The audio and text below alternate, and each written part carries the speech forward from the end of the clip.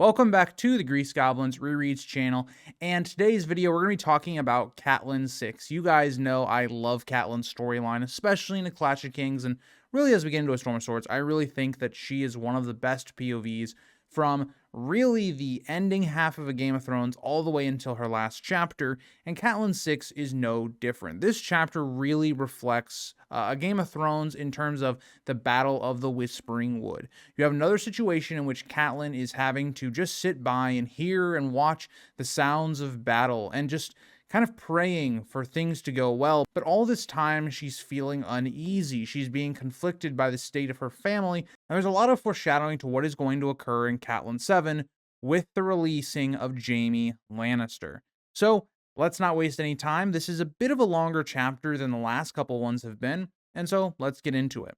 As we get into page 488, Edmure tells Catelyn to tell their father he's gone to make him proud. He mounts his horse, fully armored with a cloak and silver trout crest on his helm and shield.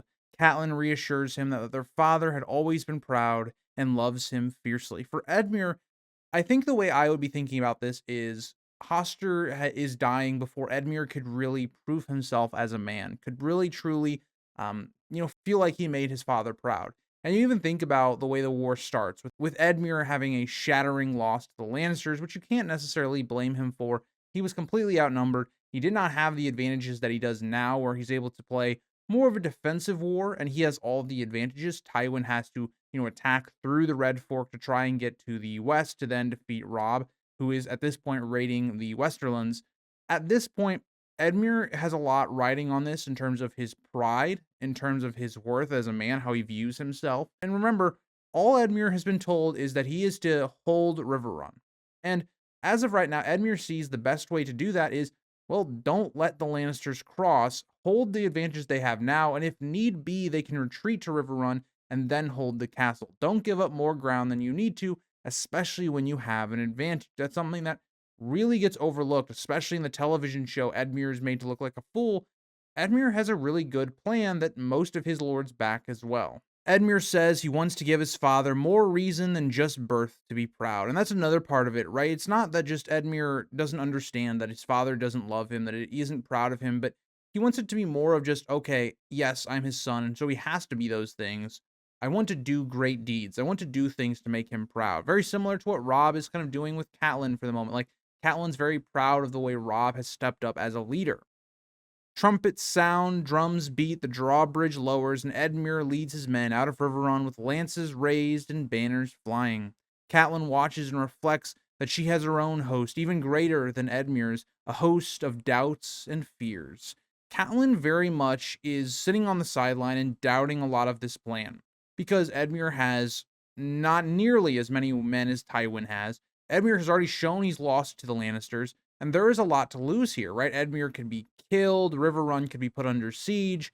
This is a big pivotal moment of the War of the Five Kings, and Catelyn herself just feels a bit uneasy, as she very much should.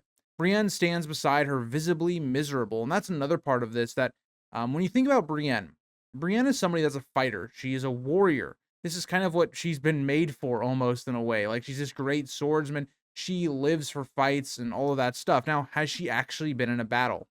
No. Brienne has not really been in a battle. She did these melees in which we get introduced into the character, but she's never experienced actual war. That's something that we're going to really take a deep dive with the character in A Feast for Crows, and we get a little bit of it as well in A Storm of Swords, where we're seeing the brutality of, the Riverlands and Brienne and Jaime's travels, but it really doesn't get honed into until A Feast for Crows. But I think it's interesting, the way Brienne is very anxious. She doesn't want to have to sit by and wait and listen to all these sounds like how Catelyn has to. She would rather be in the midst of the battle, fighting. It's where she feels more almost at home. It's very similar to the way Jaime thinks a lot in A Storm of Swords when he does finally get a sword. When him and Brienne, go at it, he feels a lot more, at home having a sword in his hand. Edmure took every able-bodied man to defend the ford, and Sir Desmond Grell is left in charge of the garrison at Riverrun, composed of the wounded, elderly, sick, a few squires, and untrained peasant boys. Edmure knows he's going to need every man if he is to hold the crossing, and that leaves really a lot of people that are pretty incompetent to try and hold Riverrun. But the thing with holding Riverrun is it's a lot easier to hold a castle especially with the natural defenses that Riverrun has, all the rivers that flow basically out of it. You think about the Battle of the Camps, much easier to hold Riverrun. And you're also thinking about, even if they lose the battle, some of those men will be able to retreat to Riverrun before the Lannisters can get there. So it makes sense that Edmure's taking most of the fighting force. This small force left by Edmure is left to defend a castle full of women and also children, because Edmure let in a lot of these refugees trying to protect his people. As we get into page 489, after the last of Edmure's foot soldiers pass under the portcullis, Brienne asks Catelyn what they should do next. Brienne's never been in this situation where they're waiting and what they should do here, and Catelyn just replies, "Our duty," and begins walking across the yard, reflecting on a lifetime of fulfilling duty. This is all Catelyn's ever known, whether it's her father going out to war during, the Robert's Rebellion era, or even the War of the Nine Penny Kings. This is all Catelyn's ever known in terms of, her future husband in Ned fighting in Robert's Rebellion, or you even think about the Greyjoy Rebellion, or you think about Hoster as well leaving. This is all Catelyn has ever known. And even though she feels uneasy, all this kind of stuff, she's much more experienced with this type of warfare, sitting out of it, than someone like Brienne, who feels much more uneasy about just sitting on the sidelines. She recalls being cherished by her father after her older brothers died, and how she became both daughter and son to Lord Hoster until Edmure was born. Catelyn had a lot of things that she needed to be. Catelyn had to almost be like a mother figure to someone like Edmure because, well, their mother was gone. She was also, for a good amount of time, Hoster's heir. So it just shows you a lot of how Catelyn was raised and how she tries to hold herself. Maybe why she takes a lot more of an interest in politics and hanging around Robb's camp so much. After her mother's death, her father had told her she must be the Lady of Riverrun, and she obeyed. When promised to Brandon Stark, she gratefully accepted and gave him her favor, ignoring Peter Baelish after he was wounded. When Brandon was killed, she agreed to marry his brother without ever seeing his face beforehand. She gave her maidenhead to Ned and sent him off to war, accepting his bastard because it was her duty. All of this is basically reinforcing that Catelyn has always acted upon the interests of everyone around her. She's never been the person to, put her own wants ahead of everything else. There's a lot of, I think, similarities to the way Alicent Hightower was depicted in of season 1 of A House of the Dragon, where Alicent is very much somebody that conforms to the rules, follows what, her father's telling her to do. It's very similar with Catelyn here in the way she's gone about her life. And what's interesting is when we see that emotion and her grief and her pain is getting higher and higher and higher, you see that start to really shift. And we've already seen moments of this, right? Think about Catelyn taking Tyrion. Nobody told her to do those things. And even if you want to look at the flip side, Ned gave her a set things that she needs to do for the North. She ignored those things. So Catelyn, albeit in a lot of ways, has been like the dutiful daughter, the stereotypical noble daughter. She's also had other moments that are going to really rear their ugly heads, especially in her next chapter. Her walk brings her to the sept in her mother's garden, where she finds it crowded with other people seeking prayer. A lot of people have things to pray about in terms of the safety of husbands, sons, all those types of things. She kneels before the warrior statue and lights candles for Edmure and Robb, praying for their safety, victory, peace for the dead, and comfort for the living. A young Septon enters and begins the service. His voice is rich and pleasant, but Catelyn longs for the guidance of Septon Osmond. And this is another thing I found very interesting, because I actually kind of feel the same. So when I was younger, my parents always brought me to church, all that kind of stuff. And of course, now the person I grew up with going to church and them preaching is not there anymore. And, I don't think that the person that currently does it does a bad job by any means, or any of that stuff. It's just a different feeling. It's weird because one thing we're going to think about with Catelyn here a lot is Catelyn's coming back to Riverrun, and everyone she basically knew that she could look to for advice, they're gone. Catelyn is now the person that needs to be the person people are going to advice. We're going to see this, for instance, with Jane Westerling in the next book, where Jane is asking Catelyn for advice on being a wife to Robb.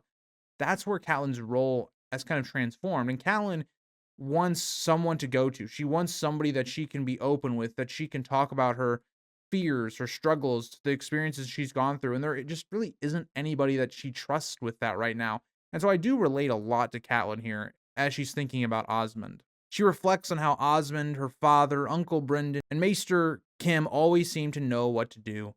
Now she feels alone and uncertain of her duty. Really just backing up what I kind of just said, she feels like she has nobody she can go to. When she finally rises, her knees are stiff, but she feels no more certain than before. She considers praying in the godswood that evening to Ned's gods, who are older than the seven. She's looking for anything. She's looking for anything to protect the people she cares about, and even any guidance she can get.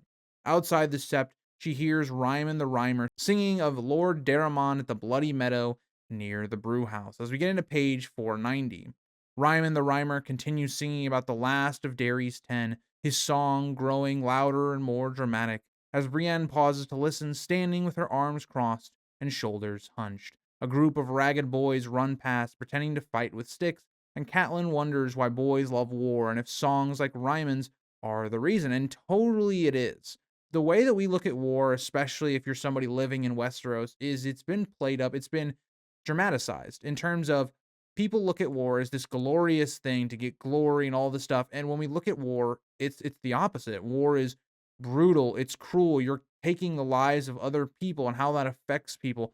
Really, what I think is so interesting is the first 3 books, in a lot of ways, only briefly or surface level touch the subject of war in terms of how horrible it is and the cruelties of it. And we get pieces of it each and every book. So for instance, in Game of Thrones, we really get to see a lot of it with the Battle of the Green Fork, Catelyn's POV, and Rob's side of the war.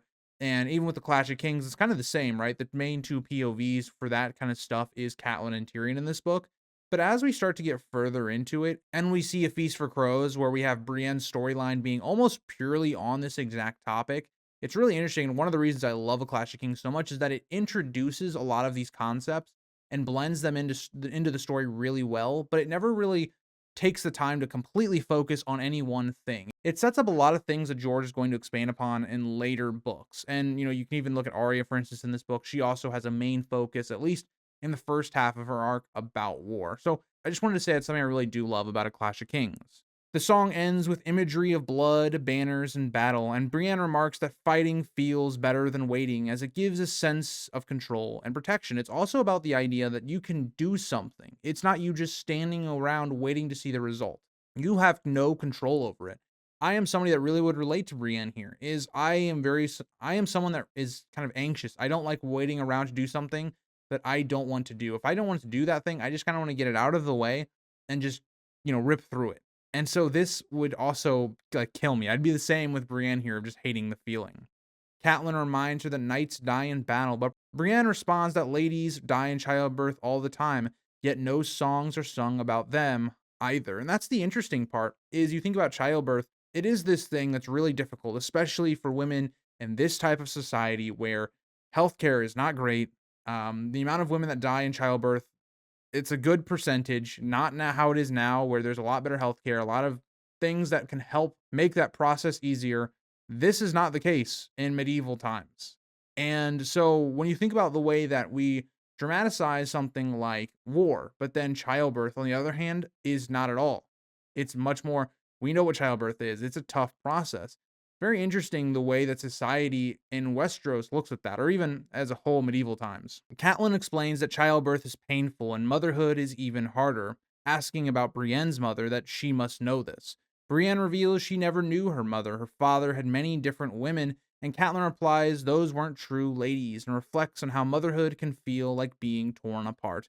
I will say, I think Catelyn's a little bit condescending on these women, but she's not wrong. Like, these women don't have the responsibilities that Catelyn has of being the woman of a house and worrying about all these children. Now, we don't know if these mistresses of Lord Tarth have children, but they might also have similar struggles. It's one of those things where Catelyn sometimes is not great at understanding other lifestyles, and this is just one of those moments. Catelyn wishes she could split into 5 to protect each of her children. It also kind of looks at the fact that you think about what's about to happen with Bran and Rickon's plotline with Theon taking over. Catelyn's going to feel this even more. Brienne asks who would protect Catelyn, and Catelyn says, well, she was always told the men of her house, her father, her brother, her uncle, her husband, they are supposed to protect her. But while they are away, Brienne must take their place. Brienne bows her head and replies, I shall try, my lady, as we get into page 491. Master Vyman brings a letter to Catelyn later that day, and Catelyn had hoped it would be news from either Winterfell or from Robb in the west, but finds it is from Lord Meadows, Castellan of Storm's End. This is the person now that has basically taken the spot of Lord Penrose, who has died, to Stannis' shadow baby. And we're going to hear what more or less has happened in the following days and what is happening with Stannis' camp. The letter is addressed to her father, brother, son, or whoever holds Riverrun. It reports Sir Courtney Penrose is dead and that Storm's End has yielded to Stannis Baratheon. The garrison swore loyalty to Stannis, and no harm came to them. Catelyn quietly notes that Courtney Penrose did suffer harm and expresses sorrow at his death. Catelyn is not exactly pleased by this because, yes, even though Stannis is an enemy of the Lannisters, we've seen already that Stannis has made veiled threats at Catelyn. She's seen what happened to Renly, and she might also be picking up that maybe something similar happened to Sir Courtney Penrose. But this also is going to open the door for Stannis attacking King's Landing. Catelyn instructs that Robb should be informed immediately, but Master Vyman says Robb was last marching towards the crag and offers to send a raven to Ashmark that maybe could catch up to Robb. You just don't know where Robb necessarily is at any single moment because of how news spreads. It takes a long time. Think about how Tyrion had just learned this news, and now Catelyn's learning this news. It takes a little while to travel, and that's a huge part of this, is that Robb, it may take him a little while before he even learns what even happens at the end of this chapter in terms of the Battle of the Stone Mill and everything happening on the Red Fork.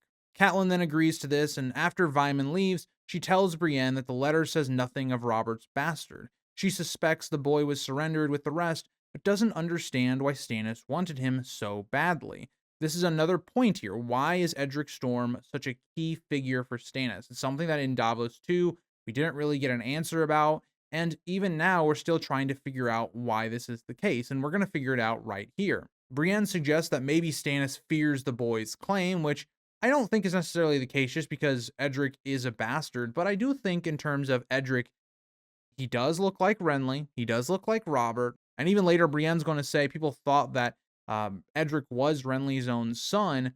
It's interesting because what we will see probably by the end of the series is Edric will be propped up into a spot of taking the reins of House Baratheon and maybe getting Storm's End. That could be viewed as a threat to either young Griff or Daenerys. So that is interesting because I think it opens up a question of once Stannis is gone, Edric Storm is a very interesting piece, and why I believe Varys would also see that. Catelyn then dismisses that and inquires about the boy's appearance. Brienne describes him as 7 or 8, comely with black hair and bright blue eyes, someone similar to Renly or Robert.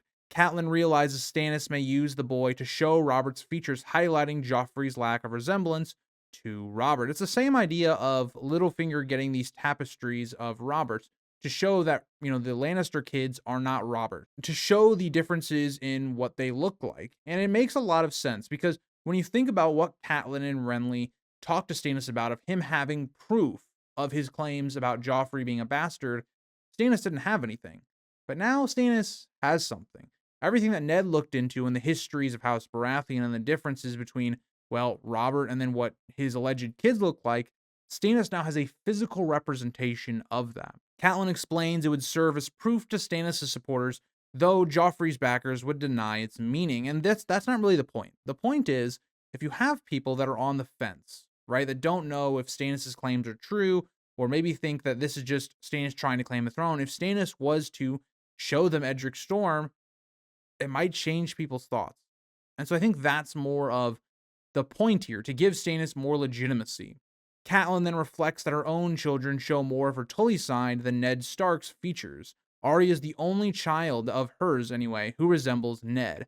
Jon Snow also looked like him, but of course was not Catelyn's child. And it shows a lot about genes. Genes are hard to read in terms of what is the dominant features. Robb very much looks like a Tully, but then, for instance, Arya doesn't. Why is that the case? Jon Snow, his parentage, whether you think it's Ashara or Lyanna and Rhaegar, either way, the non-Stark character did not have many of their features put into their child at all, right? Like Jon doesn't have Ashara's eyes, doesn't have the Rhaegar Targaryen eyes, doesn't have the silvery hair. Like, there isn't a lot of those features there in Jon. Jon just looks a lot like a Stark. Catelyn then begins to wonder about Jon's mother, whether she grieves for Ned or resents him. Catelyn considers that if Jon's mother was Ashara Dane, she's now dead, otherwise her identity is unknown. I will say, if you want to keep up with our Ashara Dane name drop counter, this is the 3rd time in the series that she's been named. We're over halfway through the amount of time she's going to be listed in the story, so Just keep that in mind. But I always like to mess with people that are Ned and Ashara fans. It's not one of my favorite theories, and I just think this is a funny little note. But Catelyn concludes it doesn't matter now. Ned is gone, and his loves and secrets died with him. And we know that might not necessarily be the case, given that Howland Reed is still around. As we get into page 492, Catelyn reflects on how differently men treat their bastards. Ned had protected Jon Snow, Sir Courtney died for Edric Storm, while Roose Bolton dismissed Ramsay as worth less than one of his dogs. It just shows the different characteristics for these different people. Jon Snow very much was protected by Ned for a number of reasons. One, if it is his bastard, this is his son. This is still his blood. And if it is Lyanna's, well, this is the last remnants of his sister's memory. And think about all the people that died for Jon, for Rhaegar and Lyanna to have this child. It makes sense. Sir Courtney Penrose dying for Edric Storm, well, you can understand because Penrose is a very honorable man. You can see Stannis is trying to use Edric and may even try and sacrifice him. While Roose Bolton, on the other hand, is much more morally flexible, just foreshadowing the character of Roose Bolton being a villainous character, and Ramsay being somebody that, again, is a horrible person and somebody you're not going to really protect all that much. But getting into Roose Bolton, he had sent a recent letter to Edmure, reported he was marching on Harrenhal and would take it even if he had to kill every soul inside. A very dark and ominous letter. Bolton had asked a request of Robb to weigh that against Ramsay's crimes, saying Ramsay earned his fate and describing him as sly, greedy, cruel, and dangerous to any future trueborn sons Roose was likely to have. Roose is leveraging the position right now because right now Robb is winning the war. None of his mistakes or Catelyn's mistakes have really borne fruit yet in terms of, think about Theon hasn't taken Winterfell yet, Robb has not married Jane Westerling yet, Catelyn has not released Jaime. Like, none of the big pieces or dominoes have fallen yet. And so Robb's position looks really good. So Roose is still trying to keep in good graces with Robb. Catelyn's thoughts are then interrupted by Sir Desmond Squire, who arrives breathless with news of Lannister soldiers across the river. Catelyn tells the boy to calm down and explain the whole story. He reports seeing a column of armed men flying a purple unicorn under the Lannister lion, the sigil of House Brax. Catelyn then recalls a moment in her past where a Brax had been proposed to marriage either her or Lysa. Of course, that didn't go down. They are way too low-born to marry a Tully. But either way, she thinks of maybe one of those people could be in this group that's attacking the Red Fork. She goes to the battlements with Sir Desmond, who assures her it's only a small force of outriders, with Lord Tywin's main army far to the south.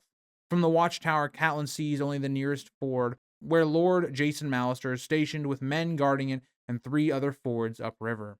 Around 50 Lannister riders gather near the ford, their banners waving in the wind. The riders form a line and move slowly into the river under a trumpet blast, making a striking display with their armor and lances. Brienne quietly murmurs now as they start to basically cross through the ford, and almost like Brienne was giving the command, from the distance Catelyn hears horses scream and the clash of steel. A banner vanishes into the river, and shortly after, the first dead man floats past Riverrun, carried by the current. So we get into the Battle of the Red Fork, and right away I think what's notable is all these defenses we saw in her last chapter, and how defensible of a position it is. It just shows it's going to be a tough crossing for the Lannisters. They really only have a couple options. Find a weakness, which is what Tywin is trying to do at the moment, or just try to go right through them. Blunt force, just try and break one of these fords and cross. That's all it's going to take. If they are able to take one of these crossings, then the Lannisters will win this battle. But it's going to be much harder to do than just saying so. As we get into page 493, the Lannisters retreat in confusion after their failed river crossing, and Catelyn watches them reform briefly before they gallop away. Men on Riverrun's walls shout taunts after them, though they're already out of hearing range, as Sir Desmond slaps his belly and says Lord Hoster would have loved to see it, and Catelyn replies that her father's dancing days are over and warns that the fight has only begun. Catelyn is always the person that brings everyone back into reality. This is a scouting party. This isn't a battle. This is barely even a skirmish. This was just to test, okay, do the Riverrun forces have defenses at this ford? Can we cross it openly? That's all this was. It wasn't a battle. It was just, a little feint, just to see if they could cross. She notes that Tywin Lannister has twice Edmure's number, and that is the truth. I've talked about this over and over again. If Tywin can find a crossing, Edmure is screwed. Sir Desmond insists numbers don't matter. The west bank is higher, wooded, and favorable for archers, with knights in reserve, and the river as a barrier. And that is the truth. Sir Desmond has the right of this, even if they were to cross. Again, it would depend on how many were able to cross one of these fords or cross the river as a whole. Edmure does have a reserve force. So say you're somebody trying to attack this ford, you're having arrow fire coming in, stones are being heaved at you and thrown at you. Half of your army is going to die by the time you even cross the river. You're bloodied, you're injured, you're not in a good state. And then all of a sudden you see mounted horse that hasn't even been involved in the fight yet now swarm on you. It's a great plan by Edmure. It makes perfect sense as to why he's doing this battle, and he's choosing the terms for the assault. I love Edmure's plan, and you even think about also, not only do you think about the advantages the Tully men have, also remember, all of these fords, all these crossings, also have traps laid in the bank of the fords or the river to then also deter these forces from getting further across the river. So everything points to it's going to be a very bloody crossing, and ironic given the river is the Red Fork. Catelyn says she hopes Sir Desmond is right, but once again, that night the Lannisters attack. Catelyn is woken after midnight by a servant who informs her the ford is under attack. She wraps in a robe and climbs to the roof to observe the battle. Watchfires light the bank. The Lannisters may have expected to catch the defenders off guard, but they struggle in the darkness. It's kind of a gamble to attack at night because at one point you're trying to cross a river, you're trying to ford across. It's a very difficult thing to do at night. You're not going to be able to see as well, especially any traps that have been laid in the bank or the ground of the actual river. You're not going to be able to see. And also the other point of it is you're banking on the Tully forces being lax, not expecting you to cross at night, and that is not the case. Edmure has his forces ready to go, and it's not going to be easy to cross even at night. Men stumble in pools, trip over stones, or injure themselves on caltrops while crossing the river. Malister bowmen unleash fire arrows across the river. One man shot multiple times in a flame staggers in the water before falling and being carried downstream. His body eventually floats past river unextinguished of both fire and life. Catelyn considers it a small victory, but a victory nonetheless. After the battle, she and Brienne descend the turret steps. Again, it's just another testing their defenses. Are they laxed at night? What is the situation? But once again, the Tully forces have held strong. Catelyn asks for Brienne's thoughts, and Brienne says the attack was just Lord Tywin testing their defenses, a probe, a fingertip feeling for weaknesses. If Tywin finds none, he will strike with a full force, forming a fist. And Brienne is completely right. This is the battle strategy right now. And Edmure should know this. Lord Malister should know this. All the River Run forces know that that is the case. This is more or less the calm before the storm until we get the real battle for the Red Fork. Brienne then touches her sword almost just naturally, making sure it's there, and Catelyn silently prays for help, but acknowledges the battle in the river belongs to Edmure. Her duty lies within the castle. There's nothing Catelyn can do. This is Edmure's war. Catelyn must keep morale up. She must stay composed. All of those things. As we get into page 494. The next morning, Catelyn has breakfast and sends for her father's steward, Uthertus Wayne. She instructs him to bring Sir Cleos Frey a flagon of wine to loosen his tongue before questioning. Notice, she's going to do this exact same thing with Jaime in her next chapter. Again, there's a lot of on-the-nose foreshadowing, and her conversation with Cleos has a lot to do with what she is going to ask and do with Jaime Lannister. A Malister rider arrives with news from Lord Jason of another skirmish and victory. Sir Flemett Brack attempted a crossing 6 leagues south with footmen carrying shortened lances. This time, the Lannister forces tried to do something that would not make them so susceptible to arrow fire, try to do more or less a shield wall as they cross. But this did not work once again. Malister bowmen fired high arching arrows over their shields, and scorpions launched stones to break their formation. A dozen Lannisters were left dead in the river. Only 2 reached the shallows and were quickly killed. Once again, another different tactic of how to cross is been thwarted by the Tully and River Run men. More fighting occurred upstream, where Lord Carl Vance also repelled attacks at great cost to the enemy. Catelyn begins to reconsider Edmure's military judgment, realizing he may be wiser than she thought. And that is the thing. Edmure has made a great military strategy. And the only downfall, the only reason this battle is looked at with a little bit of an asterisk or a question mark is, well, because it doesn't fit into Rob's overarching plan. And it also allows for Tywin to go back to King's Landing. Edmure does not know those things. Edmure is doing everything perfectly right. If he'd been given the full information that he should have been, this would have gone very differently. She reflects that both Edmure and Robb have grown beyond the boys she once knew. And in the evening, she visits Sir Cleos Frey in his tower cell, hoping that the amount of time she's given him, he will be more drunk, enough to talk freely.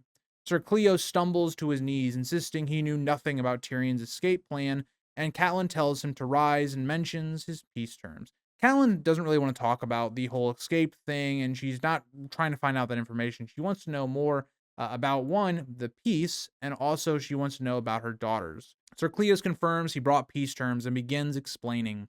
When he finishes, Catelyn frowns. Seeing the terms is unacceptable, of course. There's something just to stall the Starks. It's never to be accepted. A mere offer, but then she questions the offer to exchange Jaime for Sansa and Arya. It gets that idea rolling that Catelyn may be able to get her daughters back. She confirms, though, that Edmure was right to reject them, as trading Jaime for the girls would never be allowed, and even Catelyn at this point doesn't see a reason to do so and isn't desperate enough. It just shows you how much Catelyn is going to look at Bran and Rickon's alleged deaths and how that's going to change her perspective. Sir Cleo says Tyrion swore the offer before the court and the gods while sitting on the Iron Throne. Catelyn agrees that Robb would never accept such terms and that he is right not to. Jaime is too dangerous to be exchanged. Though we see a couple things here.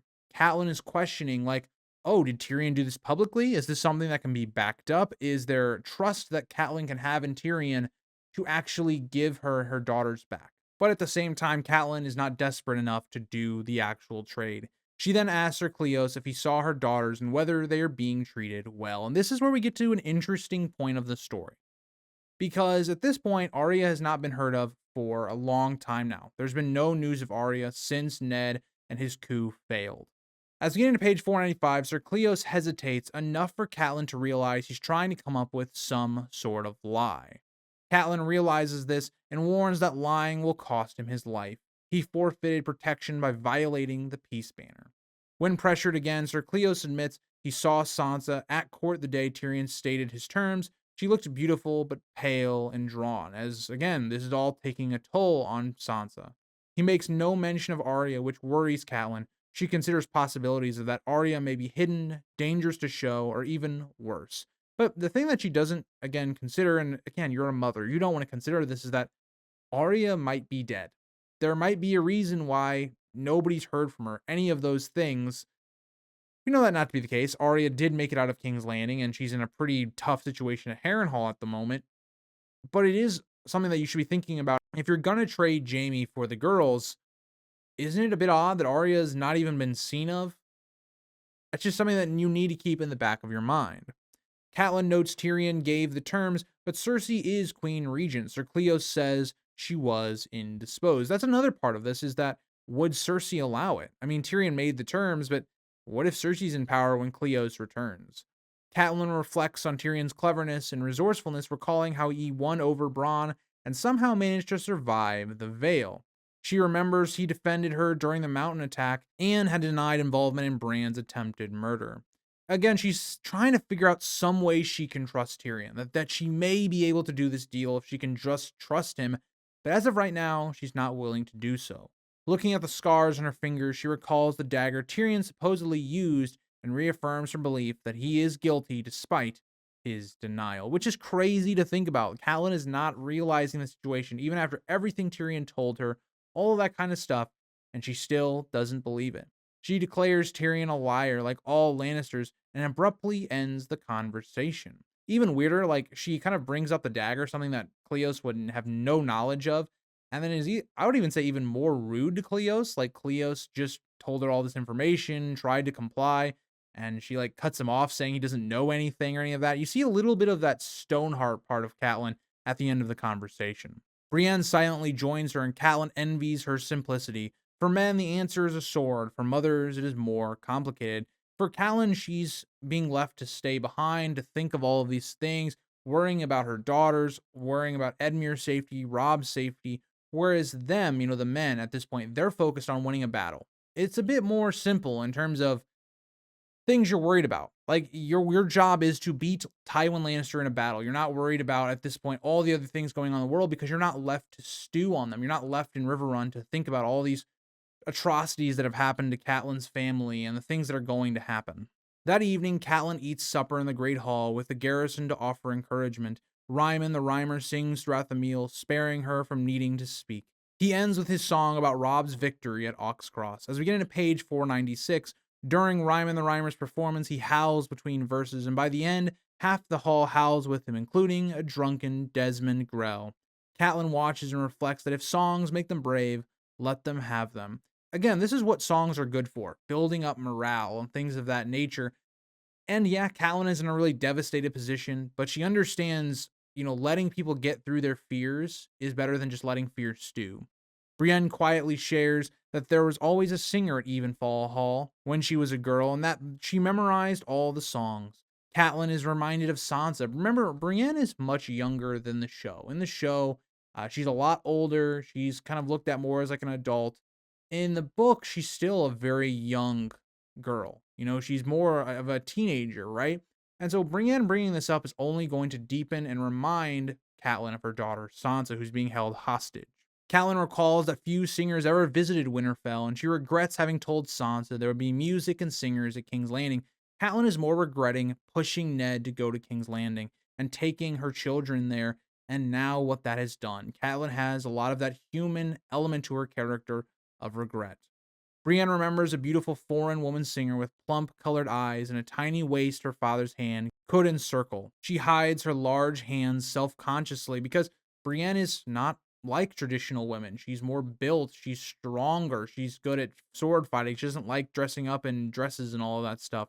Catelyn asks if she ever sang for her father or for Lord Renly. Once again, this gets to Brienne's insecurity. She's not good at those things in her mind, and so it just prompts of being a disappointment to her father or not fitting into Westeros and their ideals for being a woman. And she even mentions that Renly's fool had made cruel jokes about her singing, and Catelyn says Brienne should sing for her someday, but it just gets to the point of Brienne being very self-conscious about those things. Brienne insists that she has no talent and asks to leave, as Catelyn gives her permission. Brienne departs quietly, barely noticed in the ongoing celebration, and Catelyn prays silently for her. 3 days later, the major Lannister assault Brienne had predicted arrives, though it is 5 days before the news reaches them. Catelyn is with her father when the messenger arrives, dusty and worn, but clearly bringing good news. The messenger announces victory and hands her a letter from Edmure. I do want to point out it's very interesting. You think about how we do a nice time skip here. We don't have to spend another 10 pages before we get to the result of the battle. One thing that I like that George does early on in the series compared to later on in the series is there's a lot of points in the series early on where George is willing to just, okay, let's skip ahead to the important part and not linger on this. And I think George in the later books spends a lot more time with the journey, a lot more time traveling, a lot more, having to wait to get this information. I like that in this book. And I think early on in the series, it's a bit more concise. We're getting to the point. With trembling hands, Catelyn breaks the seal and reads that Lord Tywin attempted to cross at a dozen fords, but was repelled at each one. Lord Lefford drowned, Strongbor was taken captive, and Sir Adam Marburn had to retreat 3 times. The fiercest fighting occurred at Stone Mill, where Sir Gregor Clegane led the charge.